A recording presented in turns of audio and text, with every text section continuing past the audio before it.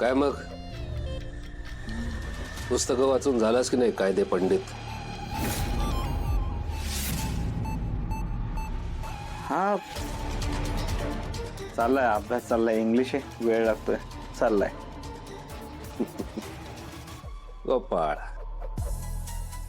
हिंदीत एक म्हण आहे, कुत्ता पालो बिल्ली पालो गलत फहमी मत पालो. पण मला तुझा कॉन्फिडन्स आवडला. जी गोष्ट शिकायला मला 10 वर्ष लागली ती गोष्ट तू 4 दिवसात अचीव करू पाहतोयस. गुड. मला पण तुमच्यातला कॉन्फिडन्स आवडला असं म्हणलं असतं मी, पण नाही आवडलं.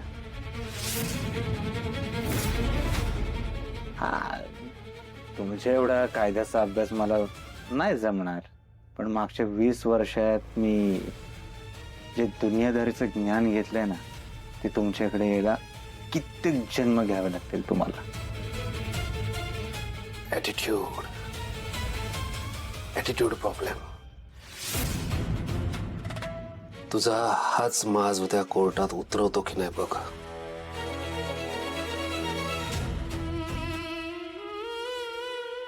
चांगलंय, कॉन्फिडन्स चांगला आहे तुमच्याकडे. बघूया कोण कोणाचा माज उतरवत आहे. सुधाकर, त्याला बोलवा. वकील साहेब, साहेबांनी आत बोलवलं.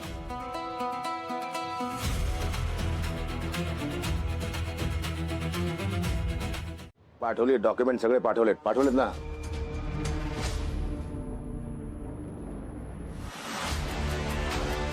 बरेच बिझी दिसताय. खूप दिसतंय खायला प्यायला पण वेळ नाहीये. हे बघा ना, कामच काम, 24 तास काम, ऑन ड्युटी 24 तास आम्ही पोलीस. मला काय म्हणता advocate Gangadhar? Mind your tongue mister Martand Jamkar. Advocate Yugandhar Pratap नाव आहे माझं. हा हा, बोला ॲडव्होकेट. येण्याचं कारण तुम्हाला चांगलं माहिती. तुमचा आरोपी तुमच्या जेलमधून पळून गेला तरी सुद्धा भर कोर्टात तुम्ही एका आरोप्याची पाठराखण केलीत.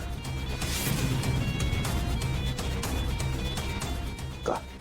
ना हे तुमचं कोर्ट आहे, ना मी तुमचं आरोपी. त्यामुळे तुमच्या कुठल्याही प्रश्नांची उत्तर द्यायला मी बांधील नाही.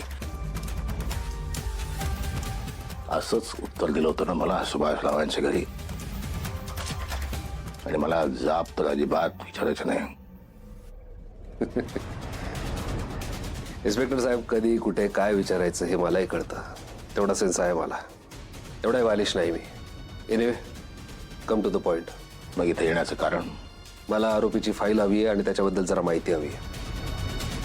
कमॉन, हक्क आहे माझा. सुप्रीम कोर्टाची गाईडलाईन आहे की आधी अर्ज करायचा. आम्हाला योग्य वाटलं, पडताळणी केल्यावर आम्हाला वाटलं की रास्त मागणी, तर आम्ही तुम्हाला कागदपत्र देऊ.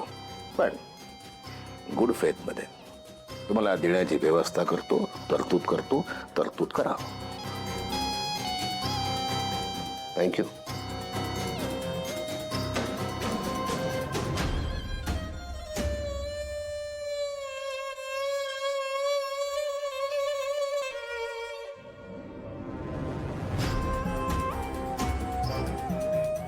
याला तुम्ही याआधी बऱ्याच केससाठी अटक केलंय.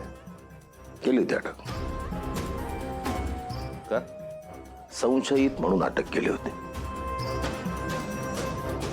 मग सोडून का दिला? ओके.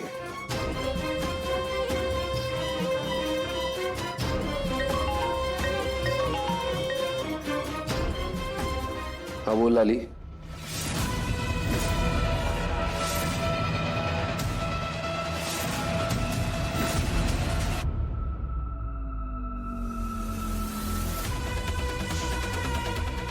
हॅलो, कालियाची आवाज येत नाही. हॅलो.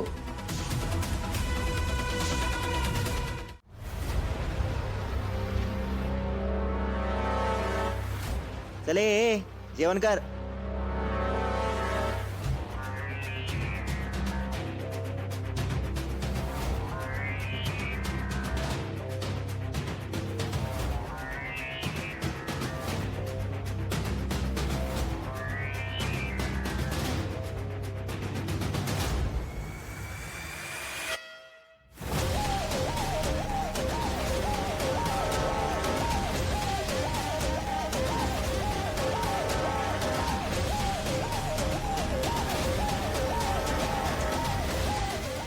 नाही देवी सिंग, जेवणावर राग काढून नाही चालणार. या जेवणासाठी आपण काय काय बघितलंय आठवतंय? एका घासासाठी किती पळापळ केली, स्वतःच्या भावाचा बळी घ्यायला मागे पुढे नाही पाहिलंस तू. जेवणावर राग काढून चालणार नाही. आणि मुळात हे असलं जेवण करायला तू जन्माला आलेलाच नाहीये. या देवीसिंगला पैशात खेळायची सवय, लोळायची सवय. प्रचंड श्रीमंत व्हायचंय, इथून परदेशात जायचंय. पण कसं इथून बाहेर पडल्याशिवाय तर हे शक्य नाहीये. या जेलमध्ये राहण्याचा कंटाळा आलाय. कधी इथून बाहेर पडतो असं होत आहे. काय करू, इथून कसं पळू?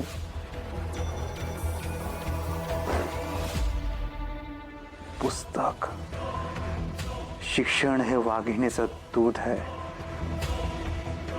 वाचलं पाहिजे.